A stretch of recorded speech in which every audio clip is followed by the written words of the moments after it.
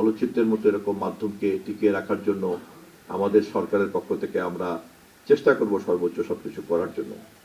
এবং যেহেতু যেহেতু শহীদ জিয়াউর রহমানের উত্তরাধিকার হিসাবে বেগম খালেদা জিয়ার উত্তরাধিকার হিসেবে তার সন্তান তারেক রহমান আজকে বাংলাদেশের প্রধানমন্ত্রী, ফলে সেই উত্তরাধিকারের সূত্র ধরেই আমরা চলচ্চিত্র অঙ্গনকে সময় উপযোগীভাবে প্রযুক্তি নির্ভর করে আধুনিকভাবে তৈরি করার চেষ্টা করব।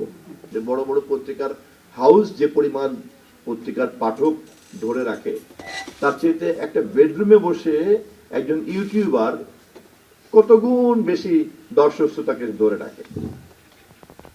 এবং যিনি বিজ্ঞাপন দিবেন পণ্যের, তার তো দরকার হচ্ছে কত মানুষের কাছে সে তার পণ্যটা সঠিক অথবা মিথ্যাভাবে বিপণন করতে পারবে, এটা হচ্ছে তার টার্গেট। তাহলে সে কেন কত বড় মিডিয়া হাউস সেটা খুঁজবে, নাকি সে খুঁজবে যে কোন মাধ্যমে গেলে পরে সবচেয়ে বেশি আমি কাস্টমার পাবো, তাই তো? তো ফলে এই পুরো প্রক্রিয়াটা না বুঝলে কিন্তু ফিল্মের সংকটটা আপনারা বুঝতে পারবেন না। এবং আমি যখনই ওভার দ্য টপ প্ল্যাটফর্মের জন্য উপযোগী করে নির্মাতা তৈরি করব, আমি এর জন্য কাহিনী তৈরি করব, এবং ওভার দ্য টপ ওটিটির দর্শকদের মনোজগৎকে আমি বুঝতে পারবো, সেই অনুযায়ী আমি কাহিনী তৈরি করব, এবং সঙ্গে সঙ্গেই কিন্তু এই দর্শকের এই কাহিনী যখনই মাপে তৈরি হবে, তখনই কিন্তু সেই ধরনের আবার অভিনেতা অভিনেত্রী আমরা কিন্তু পেয়ে যাব।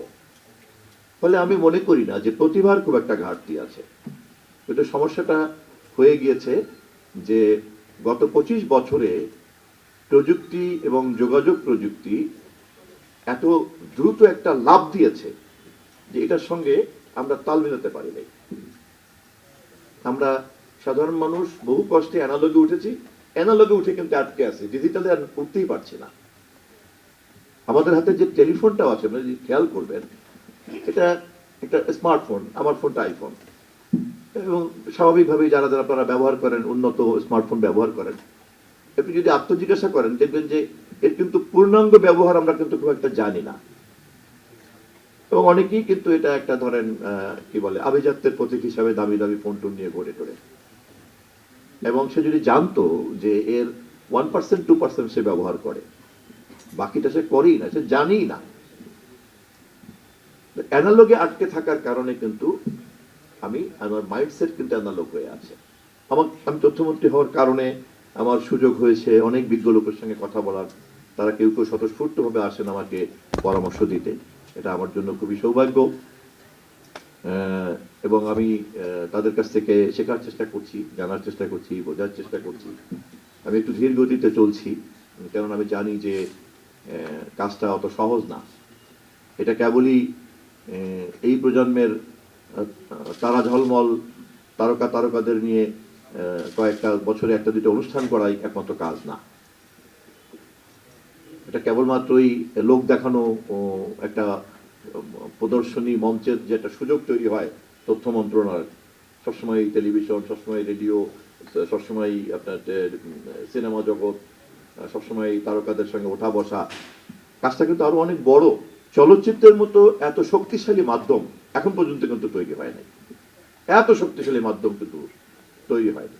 যে কোনো মানুষের মধ্যে যে গুণগত পরিবর্তনটা ঘটে বা ঘটেছে এ পর্যন্ত, যদি আমরা তাদের প্রত্যেকের মনোজগৎকে বিশ্লেষণ করি, তাহলে আমরা দেখব যে হয় কোনো বড় বড় ভালো ভালো উপন্যাস তার জীবনের মধ্যে চিন্তার মধ্যে পরিবর্তন এনেছে, অথবা কোনো বড় বড় কোনো একটা মুভি বা 3-4টা মুভি, কোনো ক্লাসিক উপন্যাস অথবা কোনো ক্লাসিক মুভি তার থট প্রসেসকে চেঞ্জ করে দিয়েছে।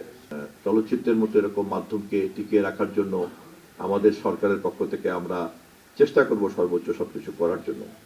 এবং যেহেতু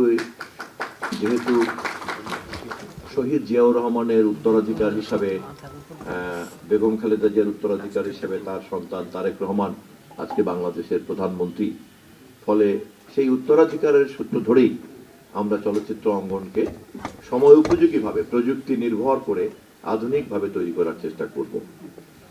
আমি অনুমান করি যে অনুদান ভিত্তিক চলচ্চিত্র নির্মাণের প্রয়োজন সম্ভবত আর নাই। কিন্তু যে নাই এটা আমরা বুঝি না এই কারণে যে ডিজিটাল মার্কেটটা যে কত বড়, এবং ওই ডিজিটাল মার্কেটে ইন করার জন্য যে নলেজটা এবং সেটার উপরে বেস করে যে নির্মাণ করা, চলচ্চিত্র নির্মাণ করা, এই পর্বটার মধ্যে প্রবেশ করার জন্য যে টিমটা দরকার, ওই টিমটা আমরা আসলে বিল্ড আপ করতে পারি নাই। এই টিমটা যদি একবার বিল্ড আপ করে ফেলতে পারি, ধরেন আপনারাই মনে করেন যারা প্রতিভাবান, আপনারা ফিল্ম নির্মাণ করছেন, চমৎকারভাবে ফিল্ম নির্মাণ করছেন, আপনাদের ফিল্ম একদম সাথে সাথে ডিজিটাল মার্কেটে ঢুকে যাচ্ছে, এবং সাথে সাথে যারা যারা পছন্দ করছে তারা এক লহমার মধ্যে অবসরে বসে বসে আপনার ফিল্ম ওটিটিতে পারচেস করছে, বসে বসে দেখে যাচ্ছে। যদি কল্পনা করি বাংলাদেশের 1 কোটি প্রবাসীরা আছেন বাইরে, 1 কোটি প্রবাসীর মধ্যে যদি প্রতিদিন 1 লক্ষ লোক যদি একটা ভালো ফিল্মকে ঝাঁপিয়ে পড়ে দেখার জন্য, তাহলে $1 লক্ষ কিন্তু ওই দিন আয় হচ্ছে। ওই ফিল্ম $1 লক্ষ বাংলাদেশি টাকা দেওয়া হয়, এবং এইভাবে যদি 1 বছর যদি সে চলে ছবিটা, এবং এইভাবে যদি ছড়িয়ে পড়ে, তাহলে দেখা গেল যে তার নির্মাণ খরচ কি পরিমাণ টাকা তার উপার্জন হবে। এখন ইনভেস্টমেন্টের ক্ষেত্রে যেহেতু আপনার এই ডিজিটাল মার্কেটকে মাথায় রেখে এই ধরনের এই নতুন মার্কেটে ঢোকেনি, তাহলে সেজন্য কিন্তু আমরা কম্পেয়ার করছি কিন্তু রূপমহলের সঙ্গে, আমরা কিন্তু কম্পেয়ার করছি বিউটি সিনেমার সঙ্গে, হ্যাঁ, তার না বলাকা সিনেমার সঙ্গে। আমরা কিন্তু দাঁড়িয়ে আছি ওইখানে, বলাকা সিনেমা হলে কিন্তু বসে আমরা আমাদের জগৎকে বোঝার চেষ্টা করছি, আর আফসোস করছি, আহার হলো না, আহার থাকলো না, এটা হলো না। বিকজ বলাকা সিনেমা হলে দাঁড়িয়ে কথা বলে তো হবে না, কথা বলতে হবে তো নেটফ্লিক্সের ওখানে দাঁড়িয়ে যে আমি কি করে এটা করতে পারি। এবং এমনও হতে পারে যে আর্টিফিশিয়াল ইন্টেলিজেন্সের ক্যারেক্টার দিয়ে জব্বার খান এক নতুন নায়ক হিসেবে হাজির হবে, এবং কৃত্রিম বুদ্ধিমত্তা পারে।